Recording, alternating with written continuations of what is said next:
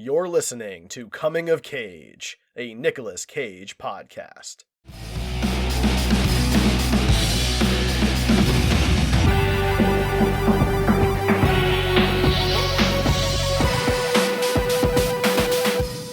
Hey everybody, welcome back to the Coming of Cage podcast, your Nick Cage podcast. I am Derek. I am one of your two hosts. Ryan, you're here. You're my other host. All that is true. It is very exciting to be back. This is episode 3 of the show. For those who are new to it, quick rundown. We review Nick Cage movies. That's what we do. We're going to review every Nick Cage movie, regardless of the size of his role. And we do it using a spinner, the Wheel O Cage, that'll randomly select our next episode. So follow our social media handles, comingofcage.com, for all of that to find out what movie we're doing next. In our first episode, we did The Unbearable Weight of Massive Talent. In episode 2, we did It Could Happen to You. And today we are talking Spider-Man Into the Spider-Verse from 2018. Yeah, this is the first one that we're doing where Nick Cage is less than like 15 minutes of time in the whole movie. So that'll be interesting. Yeah, it's a smaller role. That's for sure. Yeah.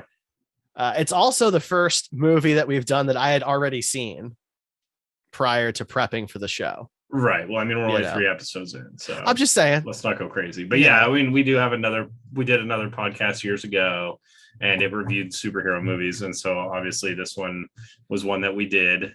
So we have discussed this one before, probably more in depth than what we will get on here, but we will see. So Mr. Cage plays Spider-Man Noir, who is I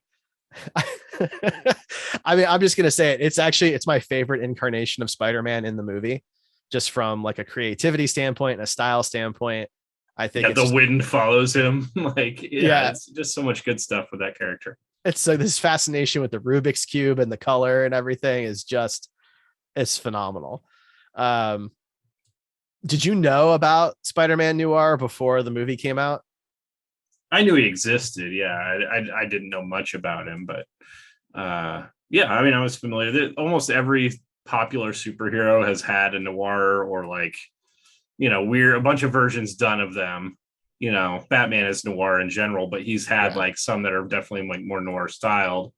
A lot of these big heroes have had that, but I always thought it was a cool outfit, cool costume. And I was excited when I found out that Nick Cage was going to be, he's perfect for that role. So I mean, they couldn't have picked somebody better. Yeah, it's phenomenal.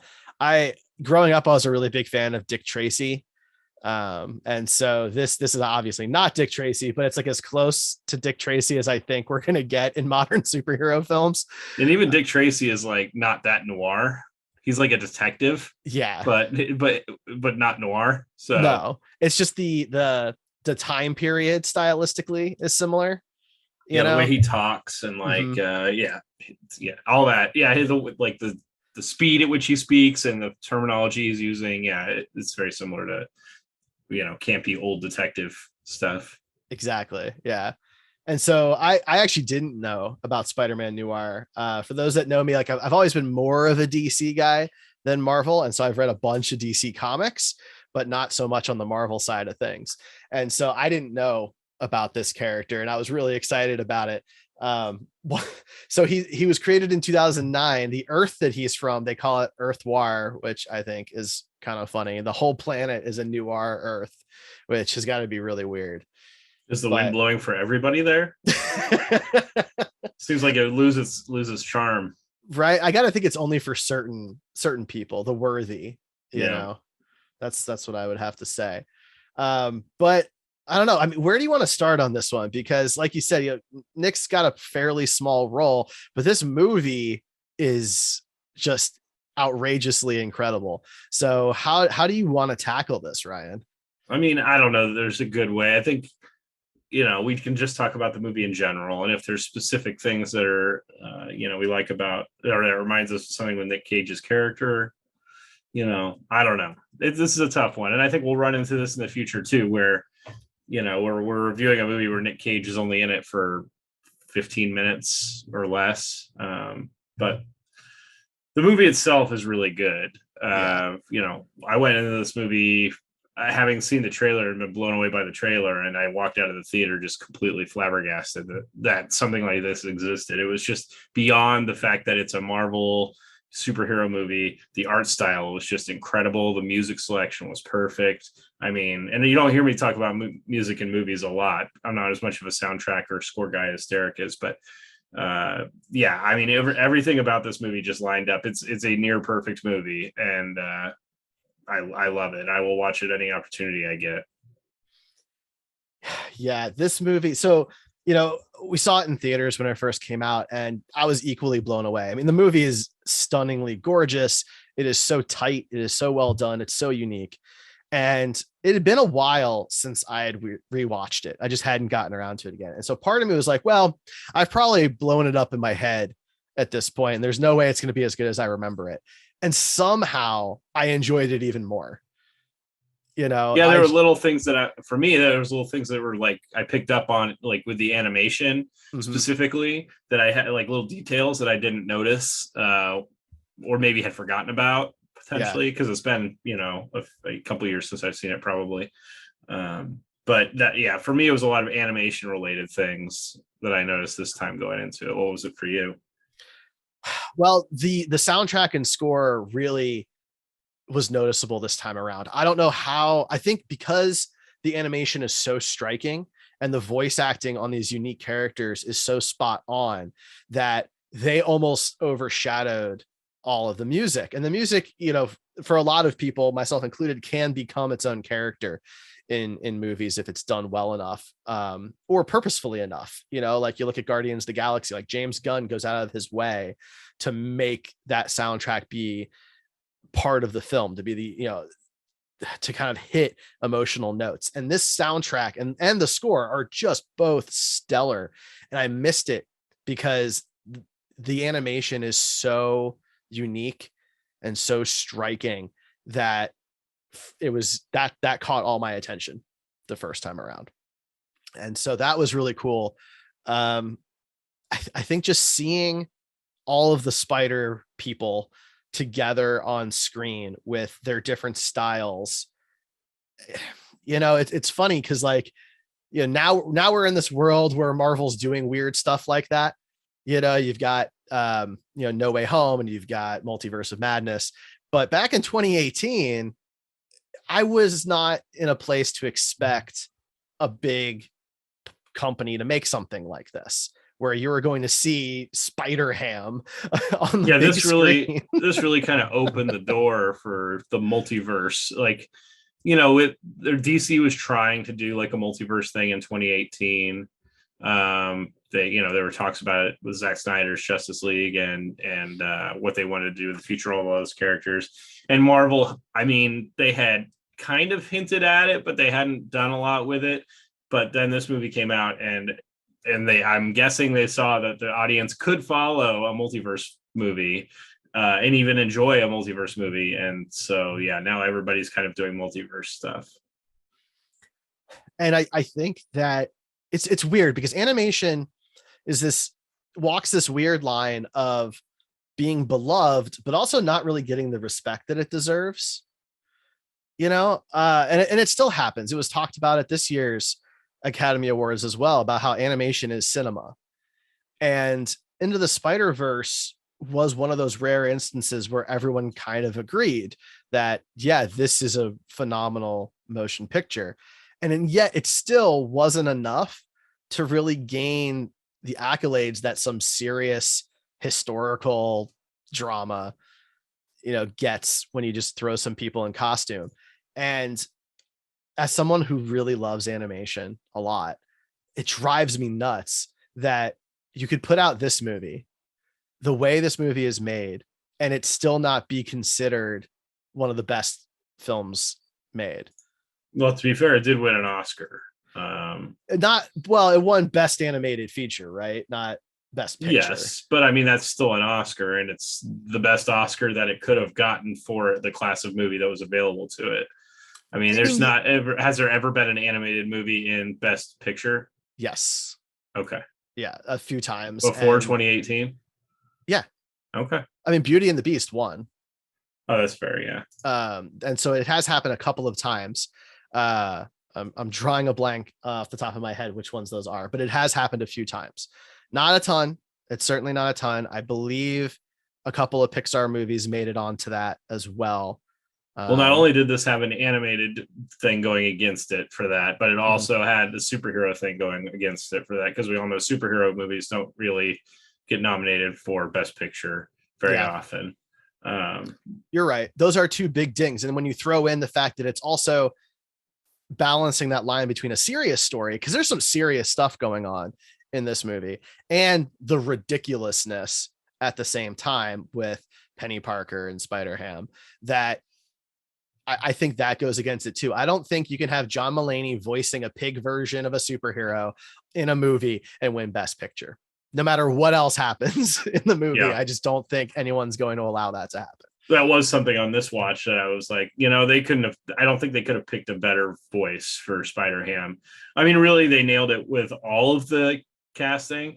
I do still think that Terry Crews might have been a better choice for Miles' dad. But nothing against the actor that played his dad. I thought he was fine, but I do think that Terry Crews might have brought another bit of dimension to it. He would have had a really good voice for that, I think. But it's definitely all the Spider-Men and Spider-Women in the movie were 100% spot on.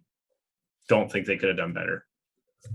I love Terry Crews. I think the risk there would have been he might have overshadowed Miles a bit, because he's such a big personality, that I think that he would have stolen every scene that he's in.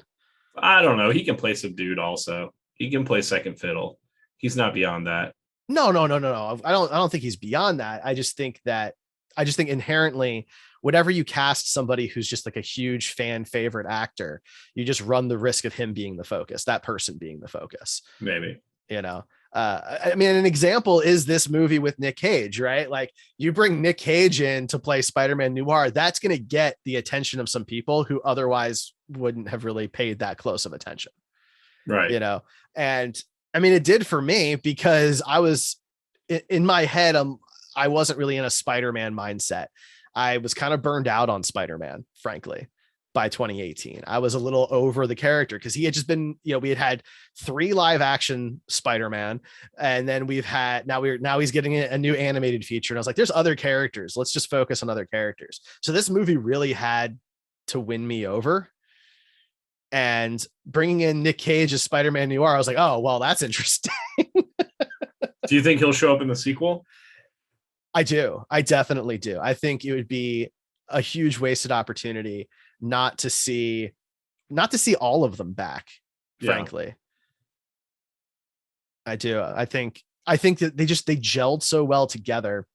And I know that like Penny Parker loses her mech, so we do see her at the end, like she's rebuilding it, right? And so I think it's easy to say that she has it back. I think them teaming up again is just like a necessity.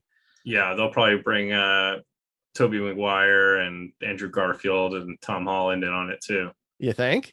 Probably, at least one of them.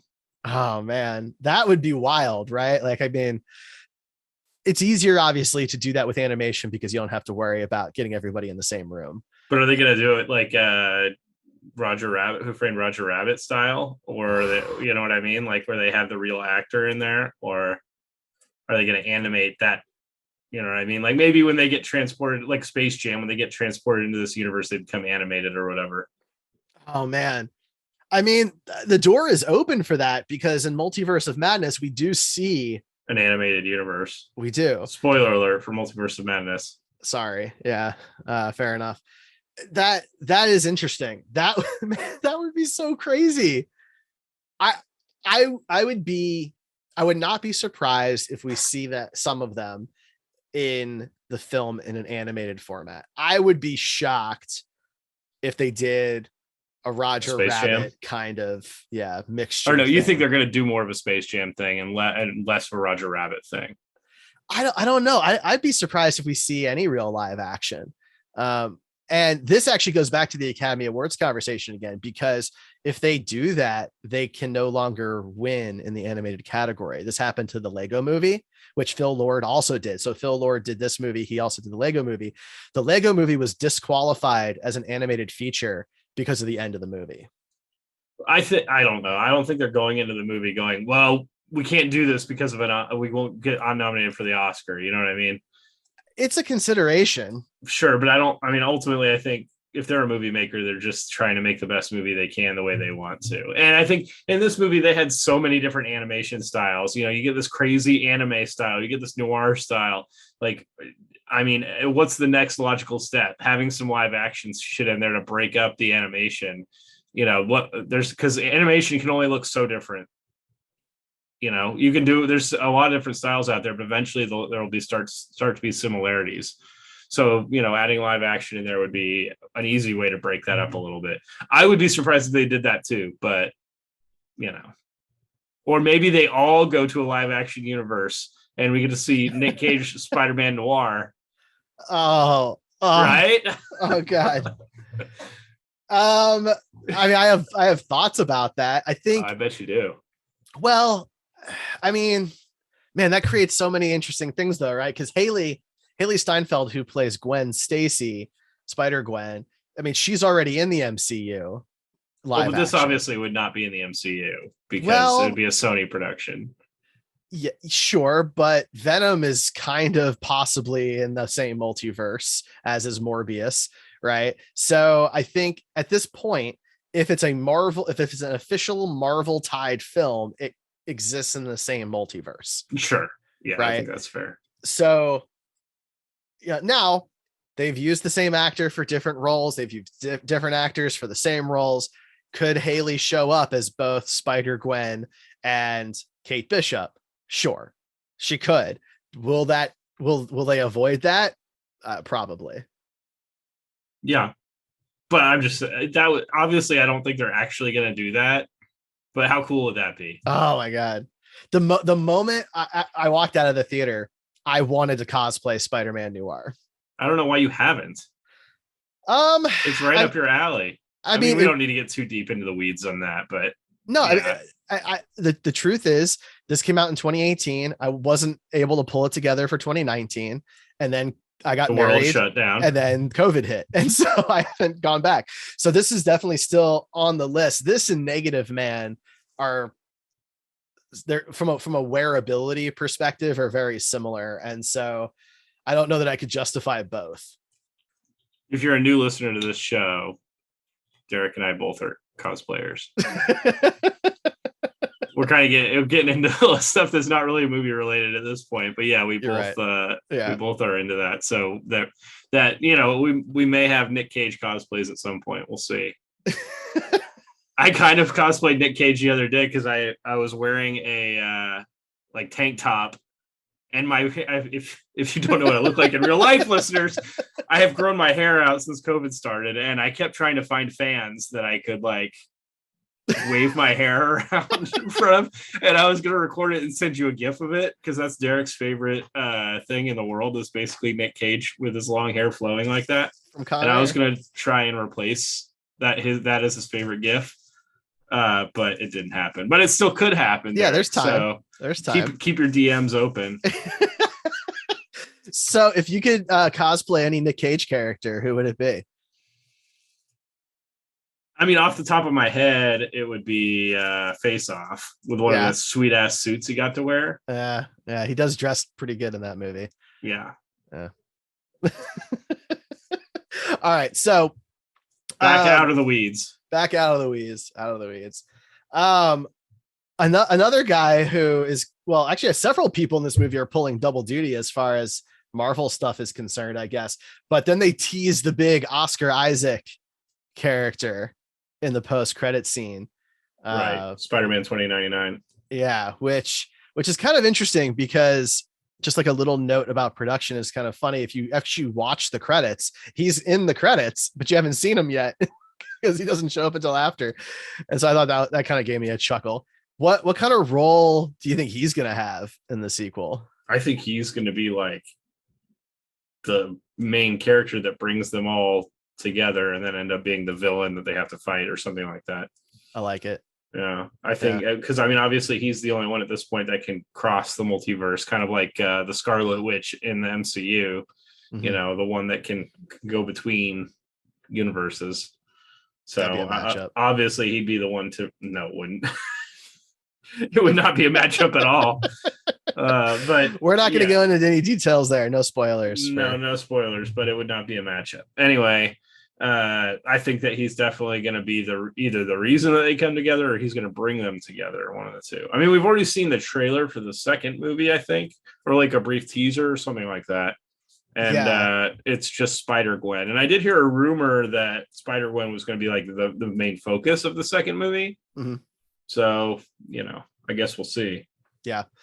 Originally, movies 2 and 3 were a part 1 and a part 2 of Spider-Man Across the Multiverse, but they've actually split it into 2 different films, which, I mean, that's no difference to me, right? I was going to see them anyway. So yeah, exactly. I don't care. Call it whatever you want. Right. That's fine. What else? Like, so Nick Cage, any favorite lines of his character from this one? I don't even remember the lines, but I did like when they were all like beating up on Miles, and he's like, I can't even remember what he says, but he says some like old school like boxing stuff that's pretty funny. I don't remember the actual line, but I was cracking myself up listening to that. I've got it right here, but there's no way I can do it justice. There's just no way. But okay, little fella, Kingpin's gonna send a lot of mugs after you. I'm talking hard boys, real biscuit boxers. Can you biscuit boxers? Yeah, that's the one I like. I liked it when he called them biscuit boxers. I don't even know what that means, but no idea. It's hilarious. No idea. I actually want to start calling people that in real life and see what they say. And he's like, surprise attack. Yeah, exactly. Yeah, I mean, at that moment, it's hilarious, but also you're feeling really bad for Miles. Yeah. It's an emotional scene, right? That kind of like they're trying to push him to kind of like, you know, get his powers essentially. And he's obviously having a really hard time. Yeah, as any of us would. And there's some serious lines that could have thrown in here. Another thing that he says, like in that same sequence, is can you close off your feelings so you don't get crippled by the moral ambiguity of your violent actions? Like it's a funny throwaway line, but man, if you think about that line for a minute, that kind of calls out like the entire superhero genre. Yeah, that's you true. know, in like a really kind of heavy way. And he's just a kid. Miles is a kid, right? He's in high school. He's like 16. Yeah, that's true. It is a pretty heavy line, but I mean, I don't know that they were intended to be like analyzed. You know, I mean, not to say that you can't analyze it, but it does seem like that's a little deeper than most of the other dialogue from the movie. Mm-hmm. There's one thread in here that is kind of interesting because it's all about like, no matter how many times you get hit, you get back up kind of thing. And right. That always kind of hits home to me because it's in Rocky Balboa. That's a big moment in Rocky Balboa. There's a great little monologue with Stallone and Rocky's kid, where he talks about, you know, it's not how many times you can get hit, it's how many times you can get hit and keep moving forward, right? And I like that. I thought that was cool, but it was weird hearing all of these other characters also say essentially the same line to Miles. That felt weird. Right. I mean, it didn't really feel weird to me, but that's fine. I did like the line about how the wind follows him everywhere too, and smells like rain. That's a good one too. It's a good one too. Yeah. I love when he's on the couch going through the Rubik's Cube and he's like, is this purple? No. Blue?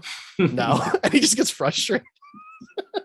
And then what does it show him at the end? Like selling Rubik's Cubes on his home Earth or something like that?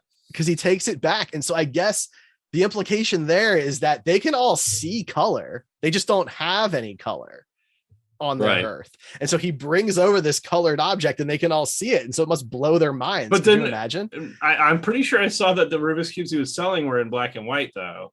I don't think so. No, I thought it was still only the one in his hand that was in color. Well, right. So I think like the posters and stuff are still in black and white because they don't have a way to reproduce it.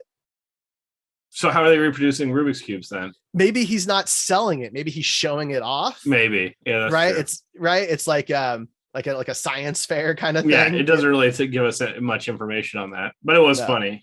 But like they would have to they would have to invent pigment. They don't have pigment. It's true, right? Or however the first bit of pigment is going to be yellow, and then Dick Tracy is going to be a competitor for Spider-Man Noir. I love Dick Tracy. I know you do. Not the movie so much. The movie's fine, but I mean, I grew up on Dick Tracy. So shout out to Screen Heroes. Go rewatch our. Didn't we review that one? We did review it. No. Yeah, that movie is wild. Such a wild movie. Yeah. What else? What else can we take away from this one? I mean, I don't know. There's since Nick Cage's role is so small in it, it's kind of hard to talk about the movie without really going off the rails and getting really far away from the caginess of it. But I don't know. I mean, I think it's just a really great movie, and I think that I'm very excited for the sequels, and I hope that Cage returns and that we can review the next two also as they come out, because God knows we'll still be doing our reviews. That's right. And of course, the Spider-Man Noir spinoff film. Right. Live action. Right. Which, I'm sure is going to get greenlit any day now. I do want to touch on the Uncle Aaron story real quick, because I think it's a really good subplot where, Miles looks up to his uncle. His uncle is like this cool uncle who understands Miles, and his dad just doesn't get him right because his dad's a cop and it's all about rules and everything. And then, of course, Uncle Aaron is a bad guy. He's not the big bad, of course, but he's a bad guy. And man, that moment on the roof when Uncle Aaron figures out that it's Miles, and he puts Miles' mask back down and is going to let him go because like he could never hurt his nephew. And then Fisk just shoots him in the back. Is just like, I knew it was coming and kills him. Super sad. Yeah. It was still really sad. There was a lot of that. I remember when I watched the movie, I was super surprised they straight up let Kingpin murder Spider-Man in the movie. And they literally you could like literally see the corpse of Spider-Man on the ground. And yeah, same with Uncle Aaron. It was like, that's really freaking dark for this kind of movie. Mm-hmm. It goes back to like what I was saying earlier about how this movie walks a weird line, because it has those really heavy, serious adult moments. And then they're juxtaposed with like when he's pulling the Jake Johnson Spider-Man through the city and he's like, rubbing his face on the street and he's totally fine and smacking into the sides of buses and stuff like that. And like, yeah, they do that for physical comedy. Right. And he essentially shows no injuries later by the time they're eating at like the burger shop or whatever. Yeah. I think if there had to be a criticism of this movie, I could see how some people could say that it couldn't decide on a tone. Mm-hmm. Whether it wanted to be a comedy or whether it wanted to be serious because you go from seeing, Uncle Aaron get shot to like Spider-Ham 5 minutes later making a joke about something. Mm-hmm. So yeah, if there was, that's not a complaint for me personally, but if I wouldn't be surprised to hear somebody complain about that. But even that, like, I don't know. I didn't hear anybody when the movie came out even say that. But there are some weird tonal shifts throughout the movie that you're just kind of expected to be okay with. Mm-hmm. I think you're right. I think it's hard to balance all of these different characters and universes they were pulling from, because Spider-Ham by nature, like, how serious could he possibly get? There's some threshold to how serious that character can really be. And he's standing next to Spider-Man Noir, who at the flip side is like as serious as a Spider-Man is going to be in a lot of ways. But the movie has to try and tug at your emotions, right? You need to feel invested in at least some of the characters, but it's still a cartoon. It's still a kid's movie. So we still have to have our laughs and have a guy get hit in the head with an anvil. Right. I don't know what the solution is to that, or if it necessarily needs one. For me, the only scene that really bothered me was when he's dragging Peter B. Parker around after they get caught at the cemetery. I feel like it's just a little much. He gets a little too much physical abuse to have like zero repercussions afterwards. Well, also, I know you hate Kingpin just in general. I don't care for his design. I think he's a little too exaggerated. Yeah. disagree. But You had this on physical media, right? You watched this on a Blu-ray? 4K, yeah. Have you watched the alternate universe cut? I haven't. In fact, I didn't even know about it until I was looking up stuff to talk about tonight, because it's not on the 4K disc. I guess I'd have to pop in the regular Blu-ray disc for it. The only special feature on the 4K disc is the Spider-Ham cartoon. Yeah. Did you watch? Haven't watched? I have not. No. I was just curious what you thought of it, but no, unfortunately, we can't talk about that. No, we cannot. But yeah, it's an alternate cut of the film, right? Yeah, and it has a bunch of like unfinished scenes, I guess. It's supposedly like an extra 20 minutes of movie. So, if you're a fan of the movie, then it might be worth watching at some point. I think it's something I definitely want to see now that I know it exists. I just didn't know. It's a huge pet peeve of mine with these 4K discs that they don't include the same content as their Blu-ray counterparts. And if you don't know, you don't know. Yeah. So I would have definitely have checked that out. I might have even have watched that to prep for this, since I had already seen the theatrical cut. Right. Because the differences. Mm-hmm. Yeah. Exactly. So that's kind of a missed opportunity, because I don't get to come back to movies as much as I used to. So I don't know when I'm going to be able to watch it again. But now that I know that that's out there, I really want to see it. Right. Yeah. No, I'd be interested to hear what you thought about it. Might be worth watching it eventually, and then just you can use our Twitter to tweet out what you thought of it, or let people know. There you go. I like that. That's a good thought. With that, though, I don't know that I have anything else to add. No, I think we covered it. All right. Well, then we have to score the movie on our scale. So we have the Cage scale, which is on two different numbers. We have a quality number. These are out of 20, a quality number. So is this, the worst movie ever made? Is this Manos Hands of Fate, Plan 9 from Outer Space? Or is this, one of the greatest movies ever made? And then we have the caginess scale from 0 to 20, where 0 being very serious, toned down role, 20 being just the craziest, off the wall, cagiest performance you could possibly imagine. Yeah. Ryan, how would you rate the quality of this film? I mean, it's pretty high, but is it as good as some of like the Oscar bait type movies that he's done? Probably not. I'd probably put it at like a 17, somewhere in there, 16, 17. Where you 17. So I'm right in that range as well. I was leaning more towards 18. Because I think it's arguably one of the best superhero movies ever made. Yeah. But you're right. It is really hard to compare this to The Godfather, for example. Right. But I'm going to give it an 18. That's what I'm going to give it. Okay. So we'll be right in the same ballpark. Yeah. Now, the caginess, this is a little bit harder because it's a smaller role, but where do you put the caginess factor here? It wasn't like super cagey. I mean, he was the character itself is kind of a oddball character, but he was pretty subdued as that character. I thought he wasn't like super over the top. But I'd still probably put it like a 13 or a 14, where it was definitely on the cagier side, not the serious side, but it wasn't like super high on that cagey side. 13 or 14. Yeah. So I'll put it at 13. Okay. I think 14 is maybe going a little too far with it. So it's funny. We're fairly close on this. I was going to give it a 12. Okay. Because I'm with you there. He is somewhat subdued, but he does play around with the accents a bit. He even went on record saying that he tried to, kind of sound like, Humphrey Bogart, and play around with that type of accent and stuff like that. So he was clearly not playing like the straight man in the group. He was definitely trying to have some fun with it. So I think 12 is fair for me. So there you go. So that puts it at a 17.5 on quality and a 12.5 on caginess.